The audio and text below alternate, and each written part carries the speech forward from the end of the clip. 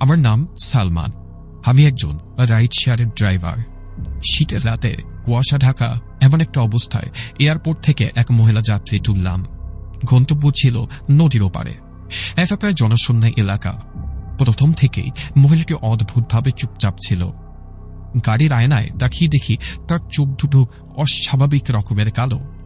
কোনো সাদা অংশ দেখতে পাচ্ছিলাম না। আমার বুকের ভেতরটা কেঁপে উঠল, কিন্তু তিনি শান্ত গলায় বললেন, গাড়িটা একটু জোরে চালাবেন, আমার তর সহ্য হচ্ছে না। আমি বললাম, আপা, কুয়াশার মধ্যে এর থেকে জোরে চালানো ঠিক হবে না, অ্যাক্সিডেন্ট হতে পারে। তিনি আমার দিকে না তাকিয়ে হাসলেন। হাসিটা একদম স্বাভাবিক ছিল না। বললেন, তুমি ভয় পাচ্ছ কেন? আমি তো তোমার কোনো ক্ষতি করব না। তোমাকে আমার এত পছন্দ হয়েছে যে তোমাকে আমি নিজের রাজ্যে নিয়ে যেতে চাই। আমার হাত পা ঠান্ডা হয়ে গেল। আমি বললাম, কি বলছেন আপনি এসব? তিনি আমার কাঁধে একটা হাত রাখলেন। সে হাত বরফের থেকেও ঠান্ডা। তিনি ফিসফিস করে বললেন, আমার সাথে চলো, ওখানে তুমি আমার একমাত্র সঙ্গী হবে। আমি ভয়ে গাড়িটা ব্রেক করে ফেললাম আর দরজা খুলে দৌড় দিলাম।